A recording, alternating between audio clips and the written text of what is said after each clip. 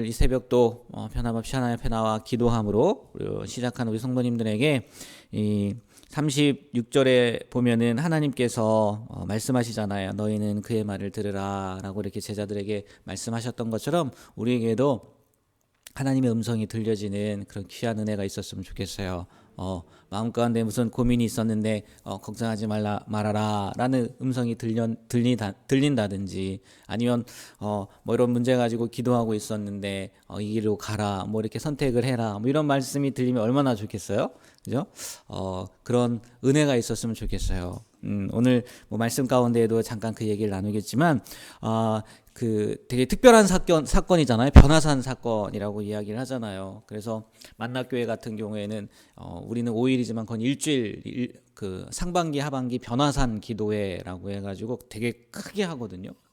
그러니까 그 변화산에서 이렇게 하나님을 만난 것처럼 그들도 뭐 하나님을 만나고 뭐 이런 의미로 이렇게 그 새벽기도의 이름을 이렇게 정해 놓은 것처럼, 우리도 이 제자들도 그 변화산에서 이 사건을 통해서 예수님이 어떤 분이구나라는 걸 다시 한번 깨닫게 된 사건이기도 하죠. 이게 시작할 때 28절에 보면 8일쯤 돼요. 이 말씀을 하시는 8일쯤 돼요 라고 이렇게 말씀을 하셨잖아요. 이 말씀이 어떤 말씀이냐면 하나님의 그리스도라고 이렇게 고백했던 베드로의 그 고백이 있은 지 8일째 되는 날이라는 거예요. 그러니까 계속 지금 예수님께서 그 9장의 이제 1절부터 50절까지 그 말씀을 드렸잖아요. 후기 갈릴리 사역이라고. 그 전에는 일반 성도들을 위해서 했던 일들이었다면 이 1절부터 50절까지에는 특별히 제자들을 향한 예수님의 특별한 뭐 계시라고 할 수도 있고 아니면 가르침이라고 할 수도 있고 그런 일들이 일어난다는 거죠. 이 변화산 사건도 그것 중에 하나 아니겠습니까? 이 변화산 사건에서 보듯이요, 예수님께서는 특별하게 베드로와 야고보와 요한을 따로 이렇게 데리고 올라가셨어요. 그리고 성경을 보면 베드로와 야고보와 요한을 이렇게 따로 데리고 가시는 일들이 몇 번 일어나기도 합니다. 야이로의 딸을, 회당장 야이로의 딸을 고치러 갈 때도, 살리러 갈 때도 베드로와 야고보와 요한만 이렇게 따로 데리고 가시고, 이걸 보면서 예수님도 그 12명만 다 좋아하는 게 아니라 3명만 특별히 편애하신 거 아닌가, 이런 생각이 들기도 해요.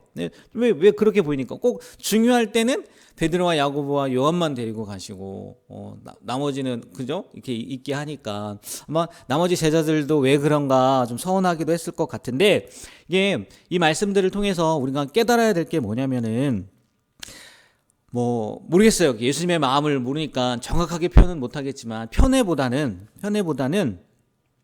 이들의 삶을 보면요, 베드로와 야고보와 요한의 삶을 보면 다른 제자들과는 조금 다른 행보를 보였다는 거죠. 그렇지 않습니까? 가만히 생각해 보면 베드로는 이제 좀 나중에 말씀드린다고, 야고보 같은 경우는 어떤 일이 일어납니까? 가장 먼저 순교해요. 그렇잖아요. 가장 먼저 순교하고요. 요한 같은 경우는요, 가장 늦게까지 살아서 예수님의 그 삶을 기록하고, 요한복음을 기록하고, 요한계시록을 기록하고, 요한 1, 2, 3, 4를 기록하게 하신 거 아니겠습니까? 그리고 베드로 같은 경우에는 그 초대교회의 지도자의 역할을 감당하게 하셨다는 거죠. 그러니까 특별히 편애일 수도 있어요. 근데 그 은혜를 받은 만큼 이들에게 뭐가 주어지는 거예요? 사명이 주어지는 거죠. 그 받은 은혜에 맞는, 맞다는 표현이 좀 그렇긴 하겠지만 사명이 주어졌다는 거예요. 이들에게 특별한 경험을 하게 하심으로써 그들에게 주어진 사명을 잘 감당할 수 있도록 예수님께서 그렇게 해 주셨다는 거죠. 그러니까요, 이걸 우리의 삶 가운데에서 적용해 보면 이런 적용이 될 수 있지 않겠습니까? 동일한 조건 가운데에서 하나님께서 나에게 더 큰 은혜를 베풀어 주셨다. 남들이 갖지 못했던, 남들이 보지 못했던 것들을 보게 하시고 깨닫게 하시고 알게 하셨다. 그러면요, 거기에는 분명한 뭐가 있다는 거예요? 이유가 있다는 거죠. 하나님의 사명을 감당하게 하기 위함이라는 거죠. 그런데 그거 가지고 내가 다른 사람보다 뭐 정말 더 큰 은혜를 받았으면 그걸 가지고 사명을 감당해야 되는데 교만한다든지 아니면 자랑스럽게만 생각하든지 그러면요, 하나님이 그 은혜를 주신 것을 우리가 제대로 깨닫지 못한다는 거죠. 오늘 나에게 혹시 다른 사람이 없는 다른 그런 경우들 있지 않습니까? 다른 사람이 보지 못하는 것을 보는 눈을 하나님 허락해 주시기도 하고요. 다른 사람이 듣지 못했던 것들을 듣게 하는 그런 기도 허락해 주시고, 성경을 읽으면서도 은혜를 또 깨우칠 수 있는 그런 은혜도 주신단 말이에요. 그러면 내가 뭔가 좀 다른 사람들과 다른 것들이 있다. 그건 뭐라고요? 그걸 통해서 하나님의 사명을 감당하게 하시기 위함이라는 거. 그걸요, 기억해 주셨으면 좋겠어요. 그래서 그 은혜를 입을 때 합당한 사명도 감당함으로 말미암아 은혜는 은혜롭게 하고, 또 사명도 사명을 잘 감당함으로 말미암아 하나님 앞에 칭찬받을 수 있는 그런 귀한 삶을 사셨으면 좋겠어요. 두 가지의 경우가 있을 수 있을 것 같아요. 그냥 은혜를 받고 그냥 끝나는 경우, 안 좋잖아요. 그리고 은혜를 받고 그것을 가지고 사명을 감당하는 경우, 어느 게 낫겠습니까? 그죠? 하나님도 그걸 원하시는 걸 거란 말이에요. 내가 왜 너에게 이런 특별한 은혜를 주었냐, 특별한 사랑을 주었냐? 그러면 그 은혜를 가지고, 그 사랑을 가지고 나의 뜻을 행해라. 그래서 여기서도 그런 의미는 아닐 수도 있겠지만, 그 얘기하잖아요. 너희는 그의 말을 들으라 라는 얘기를 하잖아요. 그의 말을 들으라. 우리가요, 하나님께서 주신 은혜에 그 사명을 더해서 감당하는 그런 귀한 삶이 되길 주님의 이름으로 축복합니다. 그리고요, 이 누가복음을 시작하면서 주일 오후 예배 때도 말씀을 드렸는데, 누가복음은 다른 복음서와는 다르게 좀 강조하는 게 있단 말이에요. 그게 뭐냐면 기도라는 거예요. 기도.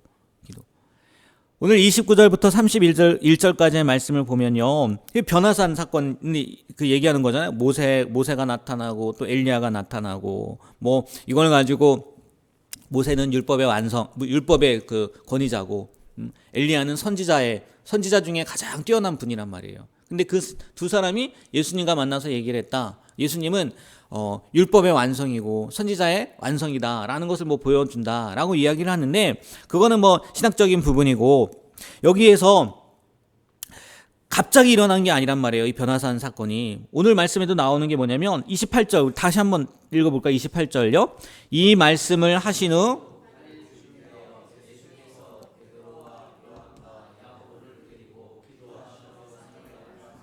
네, 뭐하러 가신 다음에 이 일이 생긴 거라고요? 기도하러. 29절 보면요, 기도하실 때 또 용모가 변화되고 그 옷이 휘어져 광채가 나더라 라고 이야기를 해요. 이렇게요, 기도하실 때 변했다. 이런 다른 복음서에도 예수님의 변화산 사건은 나와 있는데요, 기도하실 때 이렇게 변했다라는 거는 누가복음 뿐이라는 거예요. 누가복음. 그 가운데 그 하나님께서 말씀해 주시는 거고, 또요, 누가복음을 보면요, 자주 예수님께서요 기도하러 가셨다라는 얘기들이 많이 나와요. 그리고 더 중요한 건 뭐냐면 그 기도하실 때 하나님께서 음성을 들려 주셨다는 거예요. 저는 이 말씀을 준비하면서 재밌는 게 뭐냐면, 예수님도요 기도 많이 하셨어요. 그잖아요. 누가복음에 보면 기도 많이 하셨어요. 근데 하나님의 음성 몇 번 들었는지 아세요? 2번밖에 안 들었어요.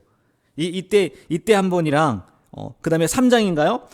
그 세례 받고, 나오실 때, 이는 내 사랑하는 아들이요 기뻐하는 자라. 예수님도 하나님의 음성 2번밖에 못 들었어요. 그거 보면서, 맞네. 예, 맞네. 우리가 여러분 기도하는데 하나님의 음성 들려주세요? 안 들려주시잖아요. 예수님도 2번밖에 못 들었어요. 위로를 받으시고요.